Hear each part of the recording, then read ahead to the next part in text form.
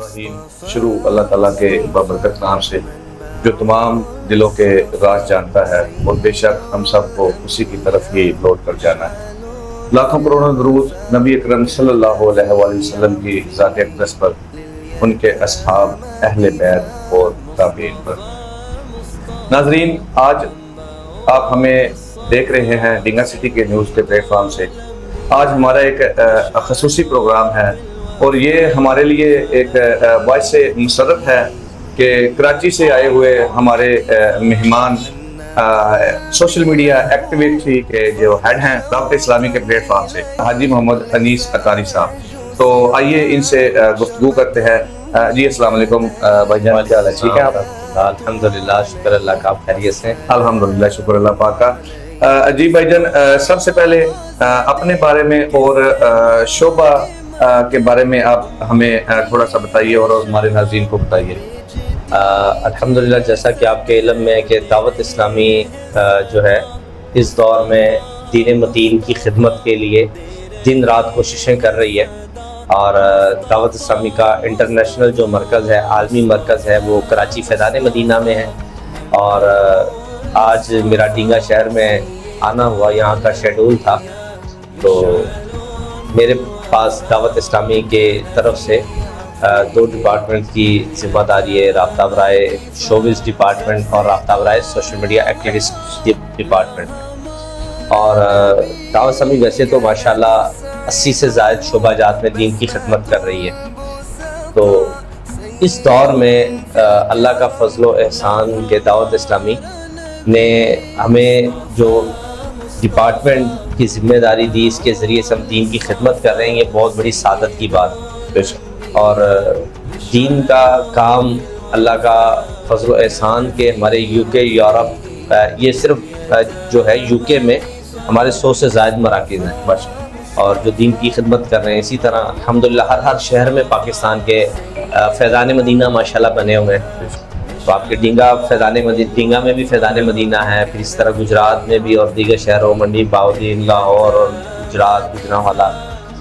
اللہ کا فضل و احسان ہے کہ دعوت اسلامی ہر شہر میں الحمدللہ دین کی خدمت کر رہی ہے ماشاءاللہ۔ جی میں اسی چیز کو آگے بڑھاتے ہوئے کہ دعوت اسلامی میں شعبے قائم کرنے کی کیا ضرورت پیش آئی اور اس شعبے کا بنیادی مقصد کیا ہے؟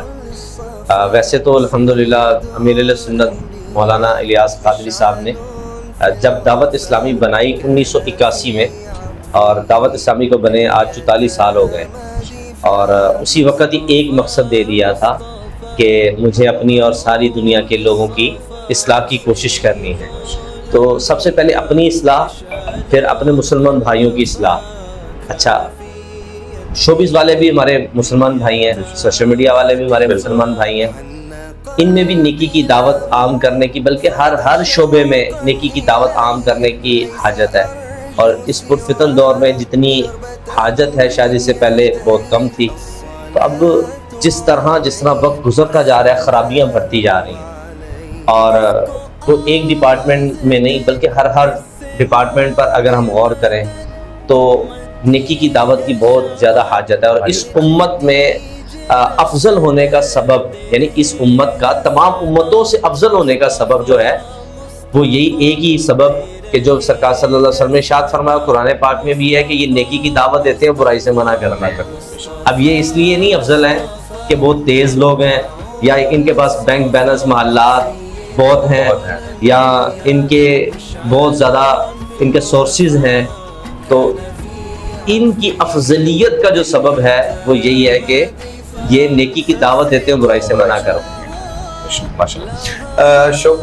شعبے سے متعلقہ افراد اور جو سوشل میڈیا سے متعلقہ افراد ہے، ان کو آپ اپنا پیغام کس طرح سے پہنچاتے ہیں؟ جیسے آج آپ کے پاس آئے، ملاقات ہوئی، اور ان کو نیکی کی دعوت دی جاتی ہے، نماز کی دعوت دی جاتی ہے، اور دیگر آپ سمجھتے کہ جو مسلمانوں پر اللہ پاک نے ہم پر فرض کیا ہے، پیارے آقا صلی اللہ علیہ وسلم کے صدقے سے جو ہم تک چیزیں پہنچی ہیں قرآن و حدیث کی روشنی میں، ان تک پہنچانے کی کوشش کرتے ہیں کہ پیارے آقا صلی اللہ علیہ وسلم کا بہت ہی پیارا فرمان ہے، بلغوا عنی ولو آیا، میری طرف سے پہنچا دو اگرچہ ایک ہی آئے تو۔ اور ہمارا کام پہنچانا ہے، منوانا نہیں ہے، اور ہم تو بس پہنچاتے ہیں، باقی ہدایت دینے والی تو اللہ کی ذات ہے. ایسے ہی بے شک. کیا ایسے فنکار یا شعبے سے متعلقہ افراد جن کی زندگی میں کچھ مثبت تبدیلیاں آئی ہوں آپ کے پیغام کی وجہ سے، کوئی ایک یادگار ایسا واقعہ؟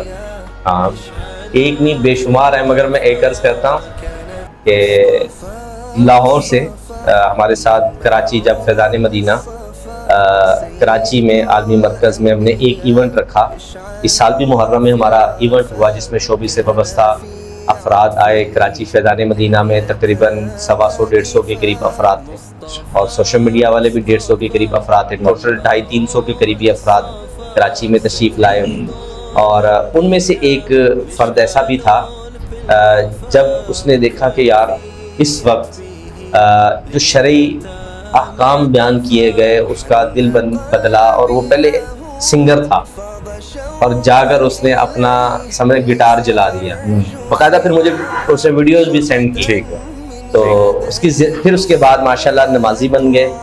اس نے سنگنگ چھوڑ دی، اور اس کے بعد پھر الحمدللہ وہ نعتیں پڑھنے والے بن گئے. داڑھی انہوں نے رکھ لی اور ماشاءاللہ باشرہ ہو گئے. ماشاءاللہ بہترین. اچھا، جیسا کہ آپ اللہ دیکھتے ہیں کہ آج کے دور میں سوشل میڈیا اور انٹرٹینمنٹ انڈسٹری جو ہے وہ نوجوانوں کی زندگی پہ بہت زیادہ اثر انداز ہے. تو آج کے جو نوجوان ہیں ان کو آپ کیا پیغام دینا چاہتے ہیں؟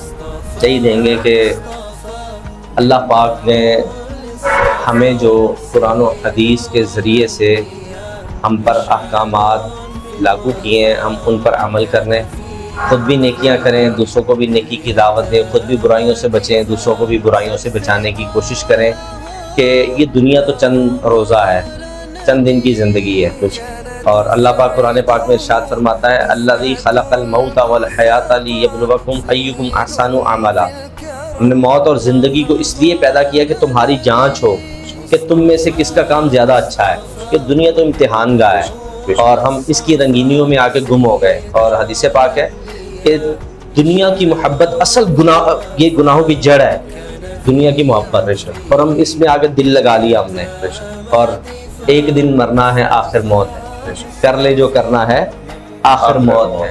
اور پھر کسی نے کیا خوب کہا ہے نا، بچپن نے پہلے تجھے برسوں کھلایا، جوانی نے پھر تجھے مجنوں بنایا، بڑھاپے نے آگے پھر کیا کیا ستایا، اجل یعنی موت تیرا ایک دن کر دے گی صفایا. جگہ جی لگانے کی دنیا نہیں ہے، یہ عبرت کی جا ہے، تماشا نہیں ہے. اور حقیقت بھی یہی ہے، یہ تماشے کی جگہ نہیں ہے، یہ آخرت کی تیاری کرنے کی جگہ ہے. بس اللہ میں عمل کی توفیق دے. دعوت اسلامی کا مقصد بھی یہی ہے کہ ہم بس اپنی آخرت کی تیاری کریں اور خوب خوب نیکیاں کریں. بے شک. تو قبلہ آج کے دور میں اداکار، کوئی گلوکار یا ماڈل یا اینکر یا سوشل میڈیا انفلوئنسر آپ سے رہنمائی لینا چاہیں تو اس کا کیا طریقہ کار ہوگا؟ وہ کس طرح سے آپ کے ساتھ رابطہ کریں گے؟ مرکز میں رابطہ کریں گے یا کس طرح سے؟ دعوت اسلامی کی جیسا کہ میں نے عرض کیا نا کہ 80 کے قریب الحمدللہ شعبہ جات بنے ہوئے ہیں. 80 ڈپارٹمنٹ میں ایک ڈپارٹمنٹ جو ہے وہ ہے دارالافتاء اہل سنت. دارالافتاء میں ہمارے مفتیان کرام کے پینلز ماشاءاللہ بنے ہوئے ہیں. باقاعدہ جو شرعی رہنمائی تحریری طور پہ یا فتاویٰ ان کو چاہیے ہوتے ہیں تو ماشاءاللہ وہ ان کو ہم دارالافتاء اہل سنت میں بھیج دیتے ہیں، اور ماشاءاللہ ان کی شرعی رہنمائی اور سارے اس طرح کے تقاضے دارالافتاء اہل سنت الحمدللہ پورے کر رہی ہے. ماشاءاللہ. تو اس شعبہ کے آئندہ منصوبہ جات کیا ہوں گے اور مستقبل میں ناظرین کیا نئی سرگرمیاں دیکھ سکیں گے آپ کے اس ڈپارٹمنٹ سے؟ میں تو یہی عرض کروں گا کہ مدنی چینل دیکھتے رہیں، اور امیر علیہ سنت ہر ہفتے کو مدنی چینل پر لائیو مدنی مذاکرہ فرماتے ہیں. اور آپ کو سن کر خوشی ہوگی کہ لائیو مدنی مذاکرے میں ہر ہفتے کو عشاء کے بعد تقریباً گرمیوں میں 9:30 پونے 10 کے قریب ہوتا ہے. تو ایٹ اے ٹائم پوری دنیا میں یہ الحمدللہ مدنی مذاکرہ لاکھوں لوگ اجتماعی طور پر اپنے اپنے شہروں میں مدنی چینل کے ذریعے سے اجتماعی طور پر مل کر دیکھ رہے ہوتے ہیں. اور ان مدنی مذاکروں میں شرکت کرتے رہیں، اور انشاءاللہ آپ کی شرعی اور انشاءاللہ دینی طور پر اور اس کے اخلاقی طور پر انشاءاللہ رہنمائی بھی ہوتی رہے گی. بہت کچھ سیکھنے کا موقع بھی ملتا رہے گا.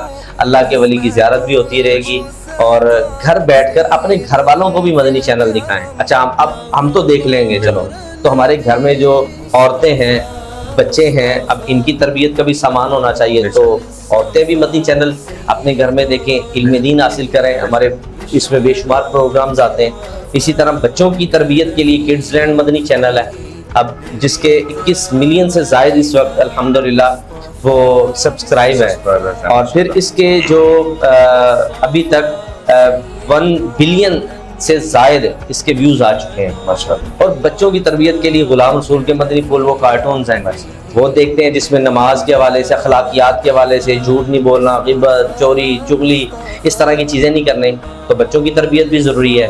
تو یہی ہماری آنے والی نسلیں جو ہمارے مستقبل کا فیصلہ کریں گے، تو اس حوالے سے یہ کہ بچوں کے لیے بھی وہ کڈز لینڈ مدنی چینل یوٹیوب پر اس کو دیکھیں، سرچ کریں۔ اللہ نے چاہا ہمارے آنے والی نسلوں کی بھی انشاءاللہ تربیت ہوگی، اور انشاءاللہ ہمارے لیے ہماری جو نسلیں یہ صدقہ جاریہ بنیں گی ماشاءاللہ۔ جی ناظرین، یہ تھے حاجی محمد انیس قطاری صاحب، جو روزانہ کی بنیاد میں اللہ اور اس کے رسول صلی اللہ علیہ وسلم کا پیغام لوگوں کے گھروں تک پہنچاتے ہیں۔ ہم بے حد مشکور و ممنون ہیں ان کے کہ انہوں نے ہمارے لیے وقت نکالا اور اپنے تجربات اور اپنی سیر حاصل گفتگو کے ذریعے ہمیں بھی مستفید کیا اور ہمارے ناظرین کو بھی مستفید کیا۔ آنے والے پروگرام تک ہمیں اجازت دیجیے۔ اللہ حافظ۔